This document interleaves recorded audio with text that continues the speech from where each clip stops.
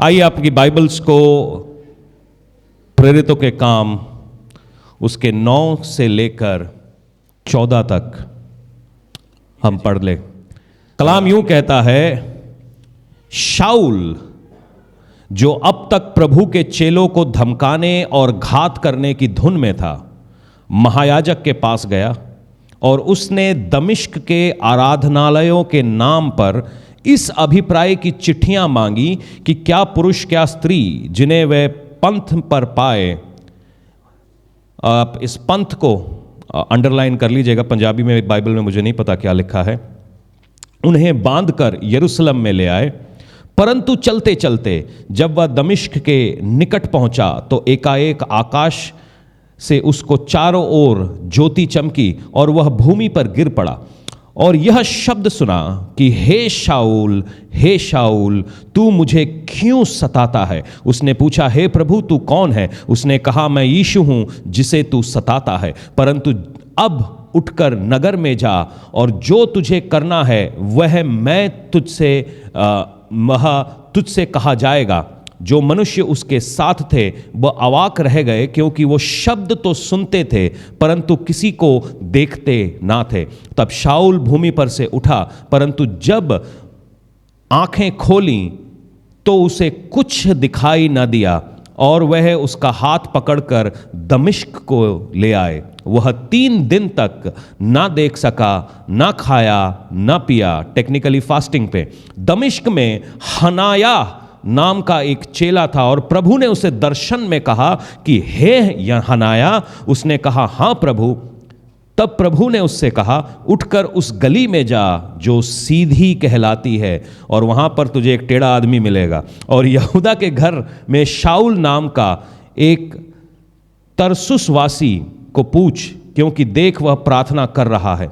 और उसने हनाया नाम का एक पुरुष को भीतर आते और अपने ऊपर हाथ रखते देखा ताकि फिर से वो दृष्टि पाए। हनाया ने उत्तर दिया कि हे प्रभु, मैंने इस आदमी के विषय में बहुतों से सुना है कि उसने यरूशलेम में तेरे पवित्र लोगों के साथ बड़ी बड़ी बुराइयां की हैं और यहाँ भी किसी को प्रधान याजक की ओर अधिकार मिला है कि लोगों को तेरे नाम ले जो लोग तेरा नाम लेते हैं उन सब को बांध ले। परंतु प्रभु ने उससे कहा, तू चला जा, क्योंकि वह तो अन्य जातियों और राजाओं और इजराइलियों के सामने मेरा नाम प्रकट करने के लिए मेरा चुना हुआ पात्र है।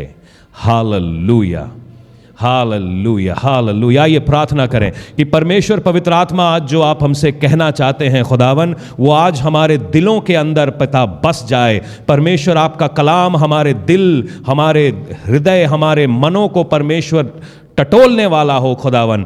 परमेश्वर हम में से हर कोई खुदावन जो इस वर्ड को सुनता है, परमेश्वर उनके दिल, दिमाग, आंखें खुल जाए परमेश्वर, आपके जलाली नाम के नीचे वो आए और वो आशीषित हो, बरकत पाएं। प्रभु यीशु के नाम से मांग लेते हैं, आमीन। जब मैं कहता हूं कलाम की ओर देखें तो आप में से शायद कुछ लोग बाइबल देखने लगते हैं, मगर वचन यूं कहता है कि वचन देहधारी हुआ और हमारे बीच में चलने लगा। जब ये वचन लिखा गया था यूहन्ना के जरिए से, तब कोई बाइबल थी ही नहीं। तो ये समझ का फर्क है। यीशु ही बाइबल है और बाइबल ही यीशु है। जो आज बाइबल आप हाथ में पढ़ रहे हैं वो उस कलाम का एक हिस्सा है, एक पात्र है। मगर कलाम यूं कहता है कि वचन देहधारी हुआ। वचन जो अभी आप अपने हाथों में पकड़कर बैठे हैं, अपने मोबाइल्स पर, अपने लैपटॉप्स, अपने आईपैड्स के ऊपर पढ़ते हैं, वो वही वचन है जो देहधारी होकर हमारे बीच में मरियम की कोख में से बाहर निकला है। यीशु ही कलाम है, वो परमेश्वर का कलाम है। ये समझ का फर्क है, हम किस चीज को किस तरीके से देखते हैं। हम शायद, जब मैं कहता हूं कलाम की ओर देखो, मगर मैं शायद आपसे यूं कह रहा हूं कि यीशु की ओर अपनी नजरें लगाइए। जब मैं यूं कहता हूं कलाम को देखो, मैं ये विश्वास कर रहा हूं कि आपकी नजरें केवल और केवल प्रभु यीशु की ओर है। जो लोग यहां पर मौजूद हैं, पूरे टाइम से अपना समय निकाल कर यहां पर बैठे हैं, वो इसलिए बैठे हैं क्योंकि वो यीशु को देखना चाहते हैं।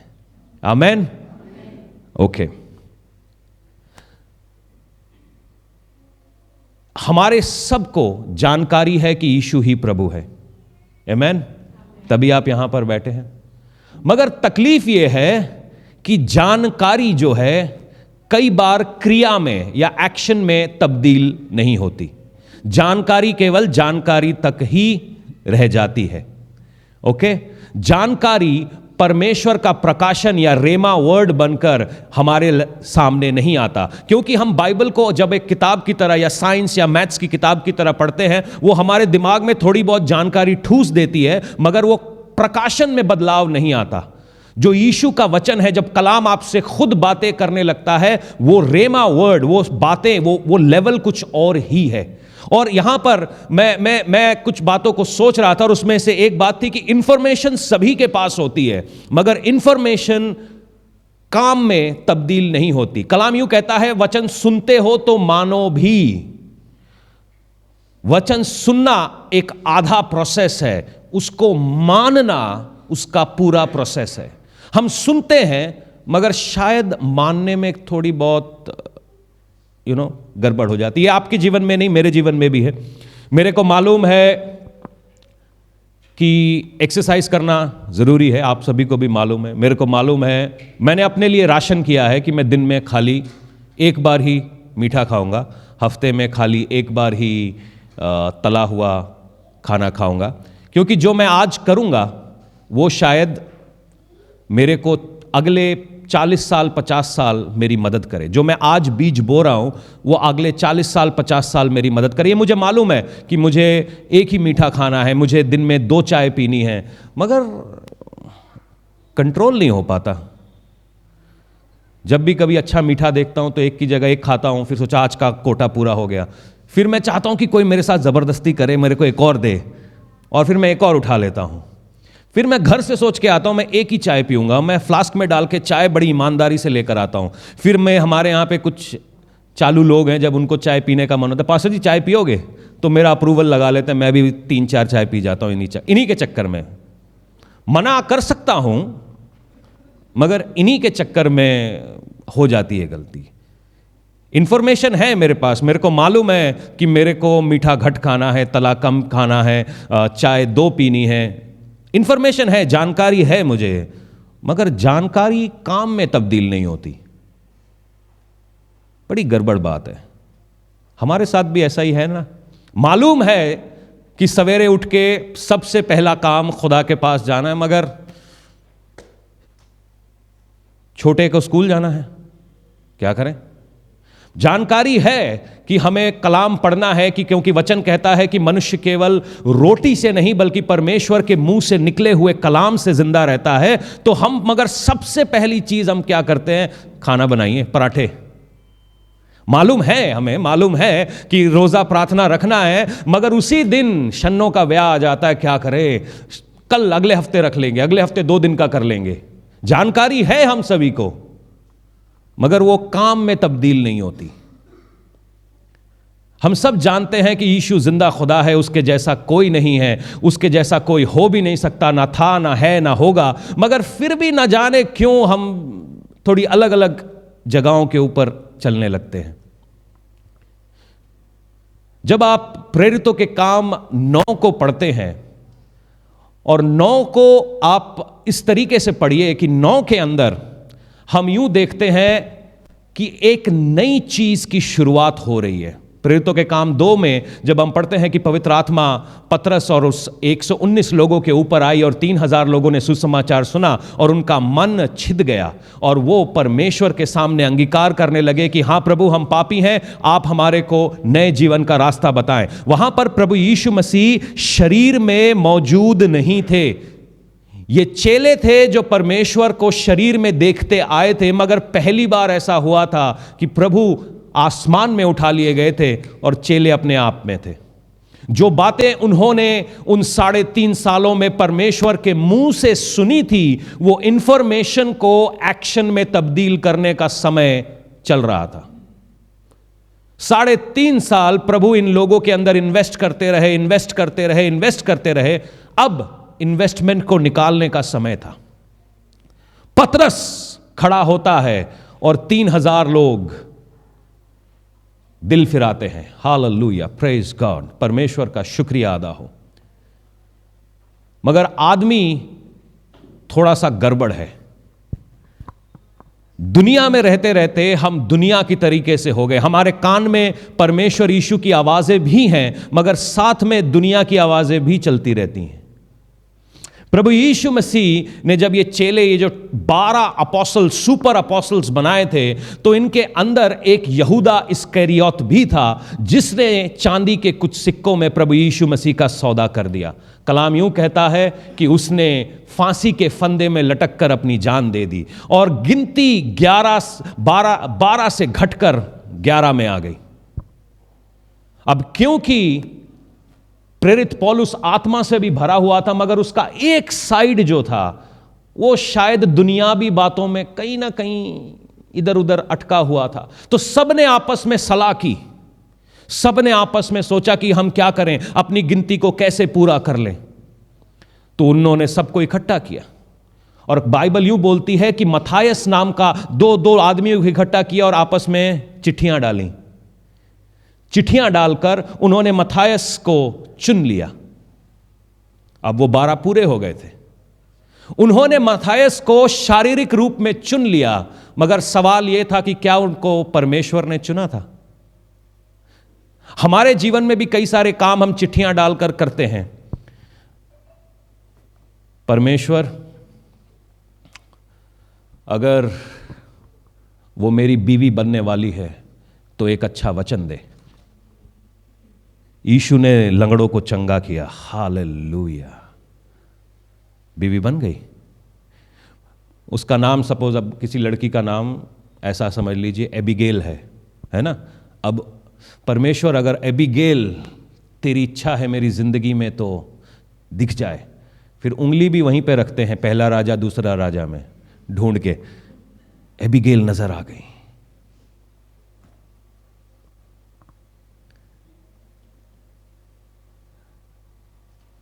पतरस और सारी गैंग ने अपने लिए 12वां दोस्त ढूंढ लिया था, मगर क्या वो परमेश्वर की इच्छा थी? आपने अपने लिए नौकरी ढूंढ ली, मगर क्या वो परमेश्वर की इच्छा है?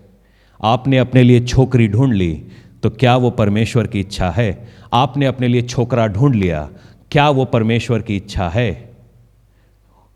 उन्होंने अपने लिए एक चेला बना लिया कि हमारे पास यहूदा इस्करियोत की जगह खाली है, मत्थायस आ गया। मगर बाइबल में मत्थायस ने कोई काम नहीं किया, उसने किसी लंगड़े को नहीं चलाया, किसी अंधे को ठीक नहीं किया, कोई दुष्ट आत्मा नहीं निकाली, कोई किताबें भी उसने नहीं लिखी। और थोड़ा बहुत मैंने जो रिसर्च किया, जो चर्च उसने चालू किए 2-3 चर्च, उसके ऊपर आज भी सवाल उठते हैं कि उसने क्या किया।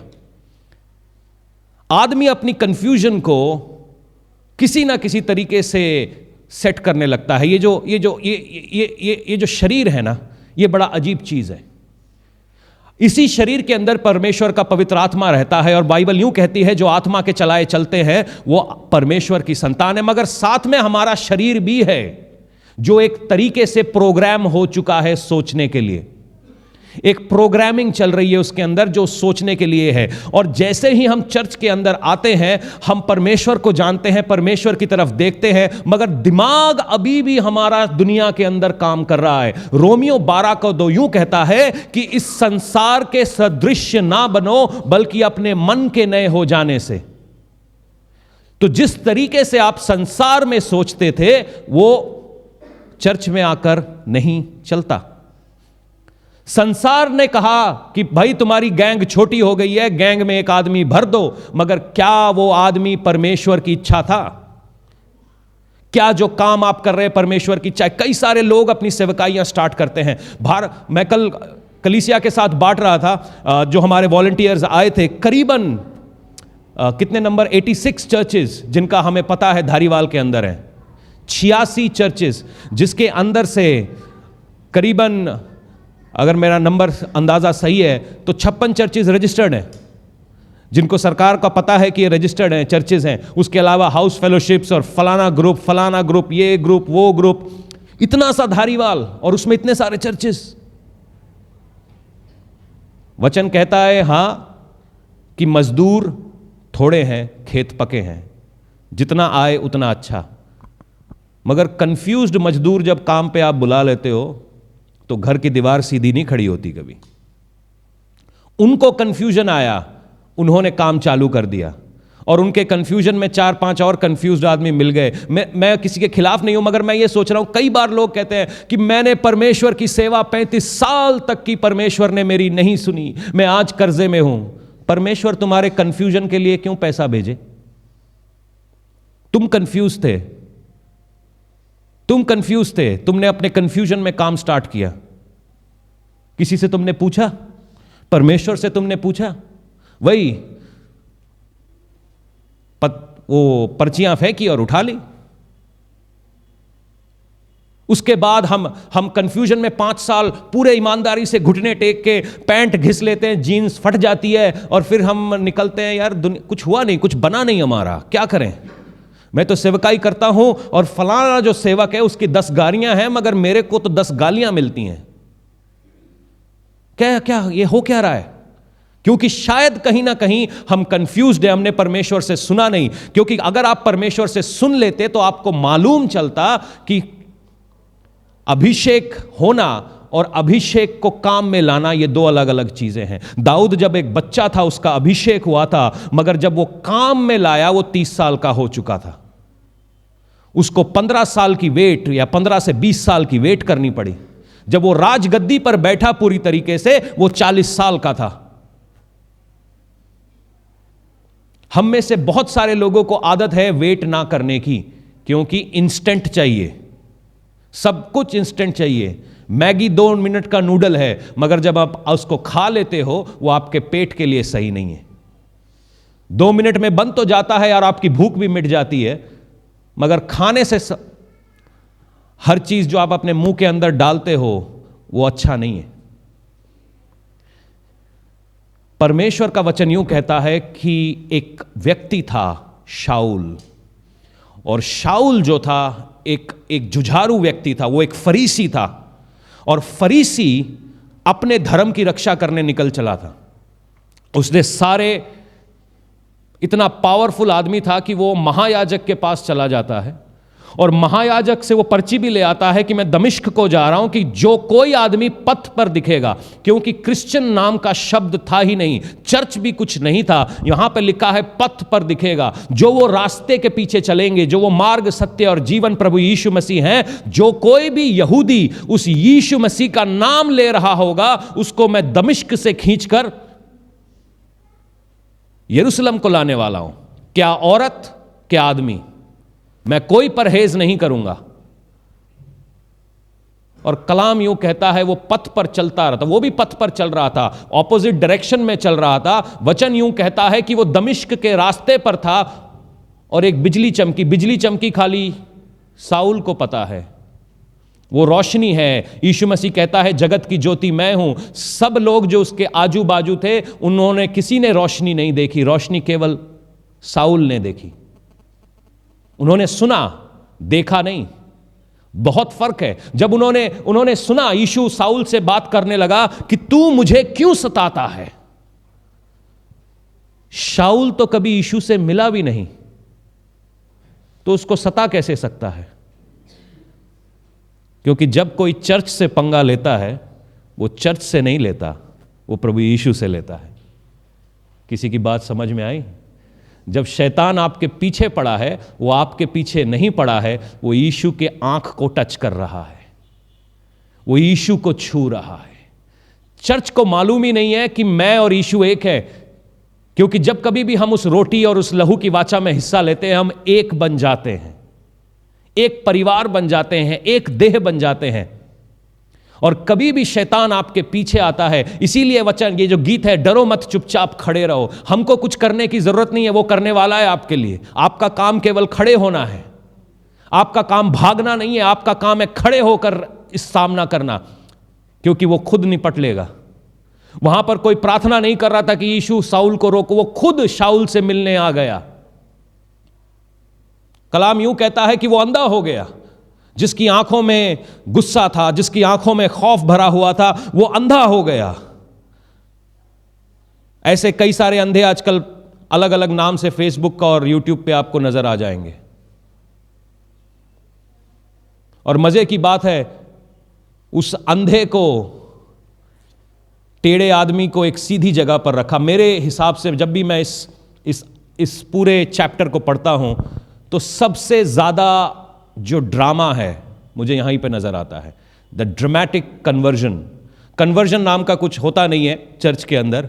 हम जिंदा खुदा को मानने लगते हैं, हम एक तरफ चल रहे थे मगर एक जिंदा खुदा को मानने लगते हैं। मगर अगर मैं कन्वर्जन बोलता हूं किसी चीज को, तो इस कन्वर्जन है साउल का पौल में बदल जाना, साउल का प्रेरित पौलुस बन जाना। इससे ड्रामेटिक कन्वर्जन पूरे बाइबल में कहीं नहीं हुआ। आजकल कलीसिया बड़ी बिजी है। आजकल अगर चर्च में पूछो आप कहां रहते हो, तो वो अपने घरों में कम और इंस्टाग्राम में ज्यादा रहते हैं, क्योंकि चर्च बिजी है। फेसबुक में फोटो निकालने के लिए चर्च बिजी है, यूट्यूब पे फोटो डालने के लिए चर्च बिजी है। हम सब बिजी हैं, हम बड़े बिजी हैं, क्योंकि आज हम परमेश्वर के साथ रहना नहीं चाहते, उस तरीके से प्रार्थना करना नहीं चाहते, उस तरीके से टूटना नहीं चाहते, उस तरीके से कन्विक्ट होना नहीं चाहते, उस तरीके से हम चाहते नहीं कि हमारे दिल को पवित्र आत्मा कभी छुए, क्योंकि जब कभी भी पवित्र आत्मा आपको छूती है, आपकी गलतियां पता चलने लगती हैं आपको। प्रॉफिट जी को उनकी गलतियां पता हैं, अपनी कैसे नहीं पता? सबसे पहले तो साहब आपको अपनी दिखाएगा ना। सबसे पहले आपको आपका पता चलेगा कि मैं कितना पानी में हूं, दूसरों की ओर उंगली लगाने से पहले। मगर प्रॉफिट जी चिल्ला के बोल देते हैं कि तूने उसके साथ व्यभिचार किया। प्रॉफिट जी आपका क्या होगा, आपने क्या क्या किया? है ये बातें, शायद आपने सुना होगा, बहुत कुछ चल रहा है दुनिया और देश में। वो बंदा अंधा हो गया और अंधा होकर एक सीधी गली में गया, और वहां पर प्रभु यीशु हनाया नाम के एक व्यक्ति को भेजते हैं जो एक चेला है। हनाया को पवित्र आत्मा पूछता है कि जाओ, जाके शाऊल के लिए प्रार्थना करो। चर्च ने इंस्टाग्राम में इतने बिजी हैं जवाब देने में कि हमने प्रार्थना करना छोड़ दिया। जितने पाल हैं, बाल है, लाल है, इनके लिए प्रार्थना करो। क्या पता, मैं जब भी कोई कलीसिया का विरोध करता है ना, मैं एक्चुअली नाचने का मन करता है। मैं तब ये वचन पढ़ता हूं और मुझे मन है कि कैसे शाऊल पौल में बदल गया। जितने ये खड़े हो गए हैं फेसबुक पे, आड़ी टेढ़ी तिरछी बातें कर रहे हैं, चर्च प्रार्थना करो। इनको जवाब देने का समय नहीं है। आप प्रार्थना करेंगे, ये पौल में बदल जाएंगे। आप प्रार्थना करेंगे, इनके जीवन बदल जाएंगे। परमेश्वर इनको एक सीधी जगह के ऊपर रखेगा। चर्च थोड़ा दूसरा हथियार इस्तेमाल कर रहा है कि हम फेसबुक पे जाकर धरने लगा देंगे, फेसबुक पे दिखा देंगे। वो अपनी जगह पर सही है, मगर मैं ये कह रहा हूं कि प्रार्थना करो, क्योंकि परमेश्वर ने हमें प्रार्थना करने के लिए बुलाया है। हनाया को परमेश्वर जाता है और कहता है कि प्रार्थना कर। हनाया कहता है, प्रभु तुम्हें क्या हो गया है? ये आदमी हमें मारने के लिए आ रहा है। मैंने सुना है इसके पास चिट्ठियां हैं। ये हमको घसीटने के लिए आ रहा है, मेरी पत्नी को घसीटेगा, मेरी बीवी को, बच्चों को घसीटेगा। ये मुझे घसीटने के लिए आ रहा है और तुम मुझे यहां पर प्रार्थना करने के लिए भेज रहे हो। हनाया साउल के ऊपर प्रार्थना करता है। कलाम यूं कहता है कि जैसे ही हनाया ने उसके ऊपर हाथ रखा, उसकी आंख की झिल्लियां उतर गई। हनाया की प्रार्थना में बड़ा असर है। मथायस जो था, उसने परमेश्वर को देखा था, मगर परमेश्वर का प्रकाशन उसके पास नहीं था। साउल ने परमेश्वर को शरीर में नहीं देखा था। मुझे नहीं मालूम कि देखा था कि नहीं देखा था, बाइबल में इसका कोई वर्णन एक्सप्लेनेशन नहीं है, ना इसके ऊपर कोई कमेंट्री लिखी है। मगर शाऊल ने परमेश्वर को आत्मा में देखा और सुना। कई बार हमारे लिए यीशु मसीह एक सुनने की चीज है। हम दादा से, बाप से, परदादा से यीशु की कहानियां सुनते आ रहे हैं, मगर हमने कभी उसको एक्सपीरियंस नहीं किया। क्योंकि हमने कभी एक्सपीरियंस नहीं किया प्रभु यीशु मसीह को, हम घर में 4 मीटिंगें करा के खुश हैं। मैं मीटिंगों के खिलाफ नहीं हूं, मगर हम खुश हैं उससे, वो हमारा ज्यादा है। मैक्सिमम वही है। मैक्सिमम है कि हम संडे को चर्च पहुंच गए हैं, मैक्सिमम यह है कि हमने इतना सा काम कर दिया है। मगर हमारे को जब तक वो प्रकाशन नहीं मिला है अंदर से कि प्रभु कौन है, आप कभी भी सेवा करने से कतराते रहेंगे। आप चर्च में झाड़ू मारने से कतराते रहेंगे, आप बाइबल को हाथ में पढ़ के पकड़ने से कतराते रहेंगे, आप लोगों को बताने से कतराते रहेंगे कि तुम आज मन फिराओ क्योंकि वो आने वाला है, क्योंकि हमें ही नहीं पता है कि कौन आने वाला है। दादाजी बोल रहे थे तो यीशु आएगा, पापा भी बोल रहे थे यीशु आएगा, आया नहीं। वचन कहता है पलक झपकते आने वाला है। शायद परमेश्वर को पलक झपकने में थोड़ा टाइम लगता है। टाइमिंग, उसकी टाइमिंग और हमारी टाइमिंग में बड़ा फर्क है। उसके सीजन और हमारे सीजन में बड़ा फर्क है। उसकी सोच और हमारी सोच में बड़ा फर्क है। हम क्या करते हैं, हम सीजन से पहले पाना चाहते हैं। आज पेड़ लगाया, कल फल खाना चालू करें। आज हमने बिजनेस लगाया, आज हमने 1 लाख खर्च किया और बिजनेस लगाया, कल से हम चाहते हैं कि हमारी 10,000 की इनकम हो जाए। नहीं होगा। कौन सा ऐसा किसान है जो एक दिन में बीज बोता है और अगले दिन बीज काटता है? आत्मिक रीति से भी ऐसा ही है। आप एक दिन एफर्ट मारते हैं, वो एफर्ट मारते मारते मारते मारते मारते एक समय आएगा जब, जो बाइबल यूं बताती है, जो रोते हुए बोते हैं वो हंसते हुए काटेंगे। इसका मतलब रोने के साथ आंसू, ये बोने के साथ आंसू जुड़े हुए हैं। हमने बोया ही नहीं तो हम काटेंगे कहां से? हमने वो इन्वेस्टमेंट करी नहीं तो हम निकालेंगे कहां से? साउल एक इन्वेस्टेड आदमी था। कितने लोग आपको मालूम है इन्वेस्टेड आदमी, इन्वेस्टमेंट मालूम है क्या है? हम हमारे क्रिश्चियन भाइयों को बोलते हैं, आइए बाइबल का जो है बेअदबी हुई है, आइए थोड़ा डीसी दफ्तर चलेंगे। कोई नहीं पहुंचता। पाजी दिहाड़ी है, बच्चों दी फीस है, बीवी की लिपस्टिक है, कोई नहीं पहुंचता है। मगर ये लोग जो चर्च तोड़ने आते हैं, ट्रॉलियों में भर भर के आते हैं। ट्रॉली तो हवा में नहीं चलती, ट्रॉली के अंदर डीजल कोई डालता होगा। कोई उन लोगों को क्या, उनकी दुकानें नहीं है, उनकी बीवियां नहीं है, उनकी लिपस्टिक नहीं है, उनके बच्चे नहीं है। वो इतना इन्वेस्टमेंट करते हैं चर्च तोड़ने के लिए। चर्च के लोग इन्वेस्टमेंट क्यों नहीं करते चर्च को बढ़ाने के लिए? उनको वो जबकि वो भी एक रास्ते पे हैं, वो भी एक पथ के एक उल्टा ऑपोजिट डायरेक्शन में जा रहे हैं, वो इन्वेस्टमेंट करने को तैयार हैं, वो अपना बीज बोने को तैयार हैं, भले ही किसी का सर फूट रहा हो। मगर हम लोगों की रूहें बचाना चाहते हैं, लोगों को बचाना चाहते हैं, और हम इन्वेस्टमेंट नहीं करते। यहां जाना है, वहां जाना है। लोगों को चर्च आना मुश्किल है क्योंकि सब शरीर में चल रहा है, सब शरीर में चल रहा है। हम समझते ही नहीं कि जिस बात को हम छू रहे हैं वो रूहानी है, वो रूहानी है। परमेश्वर कुछ अलग, कुछ अजीब करने जा रहा है, कुछ नई दिशा में लेके जाने जा रहा है। हम ये सोच रहे हैं कि हमारी जो जगह है वो बड़ी सी लिमिटेड है। मगर आज मैं आपसे कहता हूं कि परमेश्वर इन चीजों को, आप क्यों सोच रहे हैं कि इतना सताव अभी हो रहा है? क्या सताव पहले नहीं हुआ? क्या जिन लोगों ने परमेश्वर के नाम को लिया, क्या वो शेरों की माद में डाले नहीं गए? क्या लोग जिन लोगों ने परमेश्वर को नाम लिया, क्या उल्टी सलीब पर वो टांगे नहीं गए? क्या लोग जिंदा पानी, ये गर्म खौलते हुए तेल में डाल दिए गए? क्या परमेश्वर उनके लिए नहीं था? क्या उनके लिए स्वर्ग में चीजें नहीं रखी हुई हैं? आजकल हमारे घर में इतने बढ़िया एसी लग गए हैं, हॉट एंड कोल्ड, इसीलिए हमें स्वर्ग की पड़ी नहीं है। सर्दी आए तो हॉट वाला चला दो, गरम गरम हवा आएगी, टेंशन नहीं है कोई। गर्मी आए तो एसी ऑन कर लो, ठंडी वाला, ठंडी हवा फेंकेगा।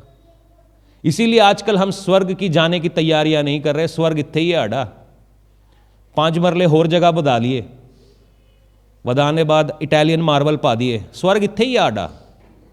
इटैलियन मार्बल पाने के बाद होर की करिए, घर च जकूजी लगा लिए, जकूजी लगाने के बाद की करिए, घर च स्विमिंग पूल भी पा दिए, स्वर्ग इत्थे ही आड़ा। ये चर्च ने किया इन्वेस्टमेंट, ये चर्च का इन्वेस्टमेंट है।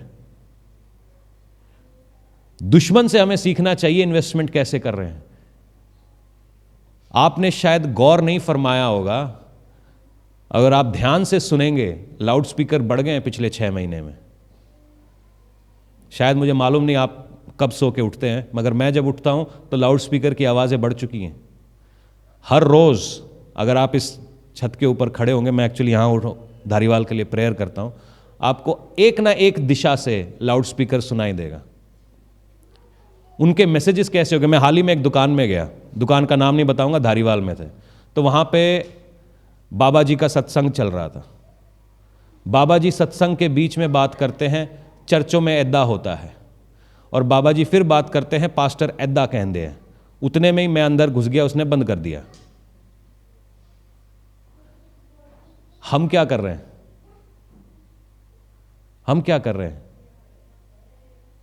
मैं आपको भड़का नहीं रहा हूं ना, मैं चाहता हूं कि हमारा काम नहीं है उनसे झगड़ा करना, हमारा काम नहीं है उनकी खिलाफत करना। हमारा काम है कि परमेश्वर के प्रकाशन को नीचे उतार के लाना। बहुत हो गया पर्चियां डालना, बहुत हो गया बाई चांस से जीना, बहुत हो गया इंफॉर्मेशन को अपने दिमाग में रखना, मगर आज मैं चाहता हूं कि हम इंफॉर्मेशन को जीने लगें। इंफॉर्मेशन को ट्रांसफॉर्मेशन के जरिए अपनी जिंदगी का रेवलेशन बना लें। जब तक इंफॉर्मेशन ट्रांसफॉर्मेट नहीं होगा, बदलेगा नहीं, बदलाव नहीं आएगा, लोगों को हमारी सच्चाई मालूम नहीं चलेगी। जब आप कलाम को पढ़ते हैं, ये आम आदमी थे जिन्होंने जीवनों को बदल दिया। ये आम आदमी थे जो परमेश्वर के लिए खड़े हो गए। कौन सोचता है एक मछुआरा एक दिन खड़ा होगा और प्रचार करेगा और 3000 आदमी बच जाएंगे? क्योंकि पुराने नियम में खाली लेवियों को काम था, सदूसी और फरीसियों को काम था कि फरीसी कानून बताएंगे और लेवी परमेश्वर का प्रचार करेंगे। किसी आम आदमी के बस की बात नहीं थी, मगर परमेश्वर ने एक ऐसे आम आदमी को चुना कि मछुआरा प्रचार करने लग गया। हम पता नहीं क्यों सोचते हैं कि हमारे को एक थियोलॉजी की डिग्री चाहिए। जीने के लिए कौन सी डिग्री चाहिए आपको? कि आप जीते हुए नहीं आए हैं। आपको परमेश्वर के कलाम पे जीने के लिए कोई डिग्री नहीं चाहिए। आपको परमेश्वर के कलाम के ऊपर जीने के लिए कन्विक्शन चाहिए, एक हौसला चाहिए आपके अंदर जो यूं कहे कि हो सकता है मुझे दर्द हो रहा है मगर मैं सही रास्ते पे चल रहा हूं, हो सकता है मुझे तकलीफ हो रही है, मैं झूठ नहीं बोल पा रहा हूं, मैं अपना नुकसान कर रहा हूं, मैं अपनी जिंदगी के लिए, मतलब जो दुनिया करती है, दुनिया पानी में दूध मिलाती है, दुनिया पानी में दूध मिलाती है, मगर मैं आज चर्च से कहता हूं सुच्चा दूध बेचो। अगर आप दूध बेच रहे हैं, सुच्चा बेचो। उनको कहने दो कि दुनिया का बेस्ट दूध बेचने वाला एक मसीह है, दुनिया का बेस्ट हलवाई एक मसीह है। हम मसीहों को चर्च में लेकर आए हलवाई का काम करने के लिए, वो दिहाड़ी लेके निकल लिए। ये मसीह लोगों की बात कर रहा हूं। वो एक गैर मसीह वहां पर बैठा होगा, मिश्रा जी, देख लेना, उसका नाम मिश्रा है, पंडित है, वो फ्री में काम करता है। यह है चर्च का हाल, यह है चर्च का हाल। क्यों? क्योंकि हमें परमेश्वर के बारे में नहीं पता। हमने वो मेहनत ही नहीं करी कि हम परमेश्वर के प्रकाशन को अपनी लाइफ में पाएं। हम में से कितने लोग प्रार्थना कर रहे हैं कि खुदावन आपका दर्शन मिलना है। चंगाई मिल गई, नौकरी मिल गई, छोकरी मिल गई, घर हो गया, लॉटरी लग गई, बल्ले बल्ले। वो लॉटरी आपकी एक हद तक चलेगी, उसके बाद एक ना एक दिन तो टिकट कटेगी ना साहब, एक ना एक दिन तो टिकट कटेगी। फिर जैसे आप कभी विदेशों में जाते हैं तो वहां पे एक वीजा काउंटर होता है, तो वीजा वाला आपका वीजा देखता है, पासपोर्ट देखता है। अगर उसको लगता है कि आपका सब कुछ डॉक्यूमेंट ओरिजिनल है, ठप्पा मार के आपको अंदर आने देता है। उसी प्रकार स्वर्ग के दरवाजे में भी ऐसा ही होने वाला है। आपके कागजात देखे जाएंगे। हाँ भाई, क्या किया, जो टाइम, जो अपॉर्चुनिटी मैंने तुझे दी थी, जो जिंदगी मैंने तुझे दी थी, उसका क्या किया? खुदावन मैंने बड़ी मेहनत करी, मैंने बड़ी ये चीजें करी, बड़ी बड़ी मैंने ऐसे ऐसे काम किए। मैं हर संडे चर्च में जाता था और चर्च में मैं चर्च का कालीन बन गया था। जब कभी भी पास्टर जी बुलाते थे मैं लेट लेट के प्रार्थना करता था। वेरी गुड, मगर क्या तू जिया? जो तूने सुना, क्या तू उसको जिया है? जो मैंने कहा, क्या तू उसको जिया है? अपने नाम के आगे मसीह लगा लेने से, अपने नाम के बीच में कोई क्रिश्चियन वर्ड लगा लेने से, अपने नाम के बीच में कोई कोई कोई मसीह नाम लगा लेने से कोई मसीह नहीं बन जाएगा। अस्तबल में जाके 4 दिन खड़े रहिए, आप घोड़े नहीं बन जाएंगे। क्या मसीह आपके अंदर से फ्लो करता है? क्या आपने उसका दर्शन पाया है? क्या परमेश्वर ने आपको अपनी कलीसिया के लिए बुलाया है? बहुत सारे लोग एक बुलाहट के जरिए चर्च के अंदर आते हैं। बाइबल कहती है बुलाए हुए तो बहुत से हैं मगर चुने हुए बड़े कम हैं। मैं विश्वास करता हूं अगर आप यहां पर बैठे हैं, आप चुने हुए हैं। इसीलिए मैं आपको थोड़ा सा चाबी भर रहा हूं ताकि आप किस काम के लिए चुने गए हैं उस काम के लिए खड़े हो जाइए। एक असर लाने के लिए खड़े हो जाइए, एक बदलाव लाने के लिए खड़े हो जाइए। पौलुस एक असरदार आदमी था। मालूम है क्यों? मैं किसी को बोल रहा था कि परमेश्वर कभी किसी आलसी को नहीं चुनता। कितने लोग जानते हैं? परमेश्वर, जितने लोग 12 बजे उठते, एक बार हालेलुया बोलो। आपके ख्याली पलाव ही नहीं खत्म होते। ख्याली पलाव ख्याल में अच्छे लगते हैं मगर उनसे टिंड नहीं भरता। परमेश्वर ने किसी आलसी को नहीं चुना। मूसा जब भेड़ बकरियां चला रहा था, वो भी अपने ससुर जी की, तब परमेश्वर उससे मिलता है। दाऊद जब अपने बाप की भेड़ों की देखभाल कर रहा था, तब समूएल वहां पर आता है अपने कुप्पी में तेल लेके कि मैं इसका अभिषेक करना चाहता हूं। पौलुस जब कलीसिया को, साउल जब कलीसिया को सताने जा रहा था, तब परमेश्वर ने उसका एनकाउंटर किया। हम में से बहुत सारे लोग कुछ करना ही नहीं चाहते। सबको पैसा चाहिए बैठ के, सबको शोहरत चाहिए बैठ के। बैठे रहो। बैठने से बहुत सारी अच्छी चीजें भी होती है और गड़बड़ भी होती है। छाले पड़ जाते हैं। हाँ, जो लोग बैठे रहते हैं उनसे पूछिए, छाले पड़ जाते हैं। जो लोग लेटे रहते हैं उनको प्रॉब्लम हो जाती है, बेड सोर्स हो जाते हैं।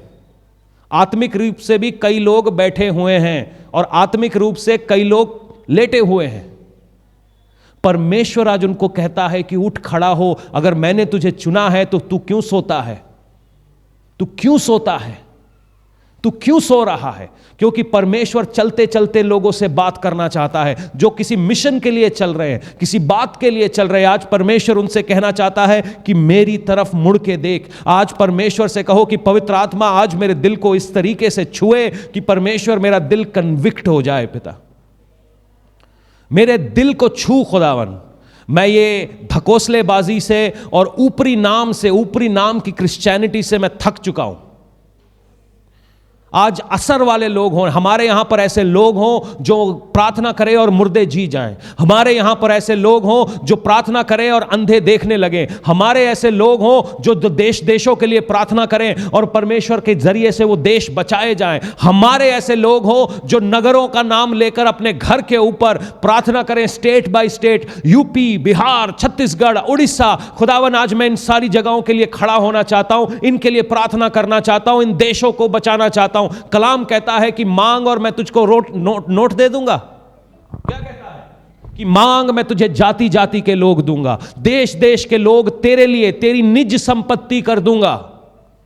मैं थोड़े दिनों पहले पढ़ रहा था कि बॉम्बे का नाम सुना है आपने? कैसे सुना है? मुंबई तो अब बना, उससे पहले वो बॉम्बे था। क्यों सुना है आपने? ऑब्वियसली सारे हीरो हीरोइन वही रहते, वहीं काम करते। तो बॉम्बे बनने से पहले मुंबा था। क्या था? मुंबा। तो एक अंग्रेज ने हमारे प्रिंस चार्ल्स को मुंबा गिफ्ट कर दिया। तो मुंबा जो था वो 5 द्वीप थे। आप कभी भी बंबई के ऊपर हवाई जहाज से उड़ेंगे तो आपको 5 जगहें मिलेंगी, और वो 5 जगहों पे हम मिट्टी भर भर के वो बॉम्बे बन चुका है। तो जब मुंबा अंग्रेज को दिया गया था तो मुंबा की खाली जमीन नहीं दी गई थी। मुंबा के अंदर जितने लोग रह रहे थे वो भी उनकी निज संपत्ति हो गए थे। आज सवेरे परमेश्वर ने बोला कि ऐसी देशों को मैं तेरे हाथों में करने जा रहा हूं, आपके हाथों में आने जा रही हैं ऐसी जगहें, कि परमेश्वर आपको वो जगहें दे देगा, वो दे देगा। वचन यूं कहता है, जिस जगह के ऊपर तू पांव को धरेगा वो जगह मैं तुझे दे दूंगा। हम किस लिए मांग रहे हैं? खुदावन मेरा एक बंगला दे दूंगा का मतलब तेरा अधिकार है।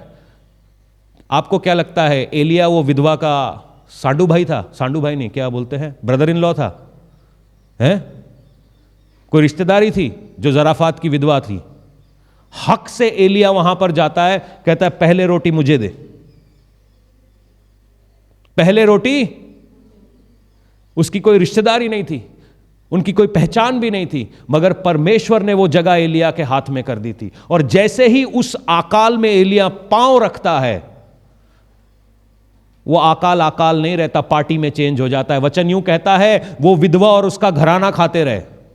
अकाल में तो लोग एक दूसरे को भेजते, जैसे ही कोरोना था लोग अपने दोस्तों को भेज रहे थे, मेरे घर नहीं आना, मेरे घर नहीं आ रहा, मेरे घर नहीं आना।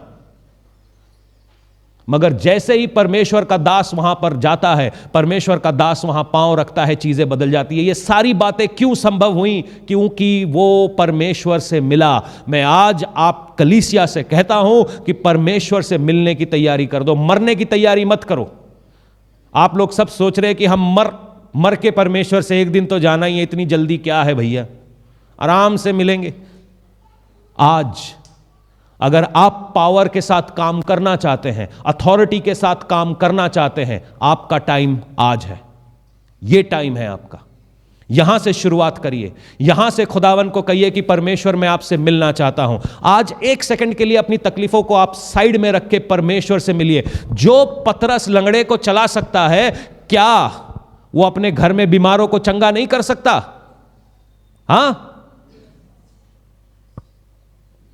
क्यों ये बात आपकी समझ में नहीं आती? क्यों ये बात आपकी समझ में नहीं आती? अगर वो पतरस कर सकता है तो वो काम, जो काम साउल पौल बन के कर सकता है, वो काम मैंने तुम्हें, यीशु मसीह कहते हैं कि जो मेरे पीछे आ रहे हैं वो मुझसे बड़े बड़े कामों को करेंगे। क्यों? क्योंकि उनको प्रकाशन मिल गया है। उनके पास खाली इंफॉर्मेशन नहीं है, इंफॉर्मेशन बदल के एक्शन में चेंज हो गई है। आप कब बदलेंगे?